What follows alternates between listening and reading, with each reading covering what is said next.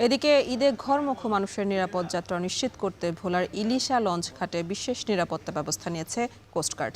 টহল কার্যক্রমের পাশাপাশি স্থাপন করা হয়েছে বিশেষ চেকপোস্টও। আর এই বিষয়ে জানাতে সেখান থেকে যুক্ত আছেন সহকর্মী ইমতিয়াজুর রহমান। ইমতিয়াজ, ঈদযাত্রায় যাত্রীদের চাপ বেড়েছে কিনা জানাবেন, কি চিত্র এখন দেখছেন জানাবেন। দক্ষিণাঞ্চলের অন্যতম গুরুত্বপূর্ণ এবং ব্যস্ততম নৌরুট কিন্তু এখন ভোলা ঢাকা এবং ভোলা লক্ষ্মীপুর নৌরুট। এই রুটে প্রতিদিন প্রায় 10 থেকে 12টি ঢাকা রুটে লঞ্চ যাতায়াত করে এবং লক্ষ্মীপুর রুটে প্রায় 6 থেকে 7টি লঞ্চ যাতায়াত করে। এই রুটে প্রতিদিন যেই পরিমাণ যাত্রী পারাপার হয়, তাদের যাত্রী সেবা নির্বিঘ্ন করতে, যাত্রী সেবা যাতে নির্বিঘ্ন হয় এবং কোনো হয়রানি বা হ্যাসেল না হয়, সেক্ষেত্রে কিন্তু কোস্টগার্ড দক্ষিণাঞ্চল কিন্তু বিআইডব্লিউটি এর মাধ্যমে কিন্তু এই ভোলার ইলিশা ঘাট সহ ভোলার যে সকল ঘাটগুলো রয়েছে সেই ঘাটগুলোতে কিন্তু টহল জোরদার রেখেছে, চেকপোস্ট করছে এবং তাদের জন্য যেই প্রতি বছর বিশেষ করে গত রমজানের ঈদেও কিন্তু আমরা দেখেছি লঞ্চে যাত্রী উঠতে গিয়েও কিন্তু নদীতে পড়ে গিয়েছে। তাদের জন্য কিন্তু ডুবুরি টিম কিন্তু এখানে প্রস্তুত রয়েছে, দুটি স্পিড বোট কিন্তু তাদের এখানে প্রস্তুত রয়েছে। তারা বলছেন যে যাতে করে অবৈধভাবে ভোলা থেকে লক্ষ্মীপুর রুটে স্পিড বোট বা স্টিলের বোট দিয়ে কোনো যাত্রী পারাপার না হতে পারে, সেই লক্ষ্যেও কিন্তু তারা এই ঘাটে ট্রলার মালিক এবং স্পিড বোটের ব্যবসায়ীদের সাথে তারা আলোচনা এবং সচেতন করেছেন বলে তারা জানিয়েছে। আপনাকে আরেকটা বিষয় জানিয়ে রেখে, গতকাল কিন্তু ভোলা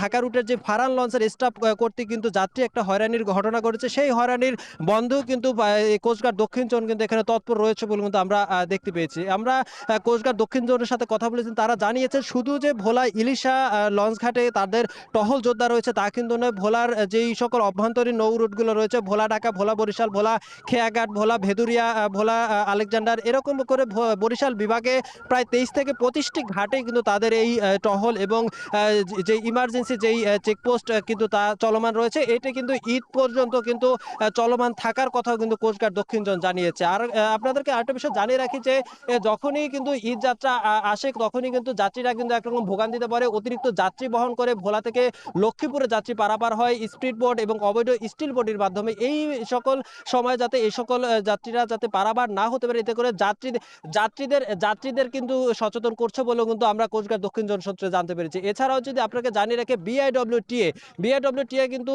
এই ভোলা ঢাকা ভোলা লক্ষ্মীপুর রুটে ঈদ মৌসুম অতিরিক্ত লঞ্চ সার্ভিস চালু করার কথা থাকলেও কিন্তু বিগত সময় চালু না হলেও কিন্তু এবছর কিন্তু এই ঈদুল আজহাকে ঘিরে কিন্তু তারা চালু করার কথা জানিয়েছে। এতে করে যাত্রীরা অনেকটা স্বস্তিতে বাড়ি ফিরবে বলে কিন্তু তারা বলছেন। কিন্তু আপনাকে একটু জানিয়ে রাখি, আজ থেকে যে সরকারি ছুটি ঘোষণা করা হয়েছে, বিশেষ করে দুপুরে যে সকল লঞ্চগুলো আসবে তখন কিন্তু বোঝা যাবে যাত্রীদের চাপ কতটুকু আছে বলে আমরা জানতে পারি। তবে রাতে লঞ্চ কর্তৃপক্ষ বলছে যে দুপুরের দিকে যাত্রী চাপ না বাড়লেও কিন্তু বিশেষ করে সন্ধ্যা থেকে ঢাকা থেকে যে সকল লঞ্চগুলো ছেড়ে আসবে ভোলার উদ্দেশ্যে, ভোলা ঢাকা, ভোলা ইলিশা, ভোলা খেয়াঘাট, ভোলার চরপেশনের বেতুয়া, এই লঞ্চ ঘাটগুলোতে কিন্তু যাত্রীদের চাপ বৃদ্ধি পাবে বলেও কিন্তু যেই লঞ্চ ব্যবসায়ী বা মালিক সমিতির কর্তৃপক্ষ আমাদেরকে জানিয়েছে। তো সবশেষে বলা যায়, ভোলার ইলিশা লঞ্চ ঘাট সহ দক্ষিণাঞ্চলের প্রায় 25 থেকে 26টি লঞ্চ ঘাটে কিন্তু কোস্টগার্ড দক্ষিণ জোন তাদের টহল অভিযান এবং চেকপোস্ট মোতায়েন রয়েছে। তো এই ছিল আমার কাছে সর্বশেষ তথ্য। ভোলায় ঈদ যাত্রায় নেওয়া হয়েছে বিশেষ নিরাপত্তা ব্যবস্থা, সে খবরই জানাচ্ছিলেন সহকর্মী ইমতিয়াজুর রহমান।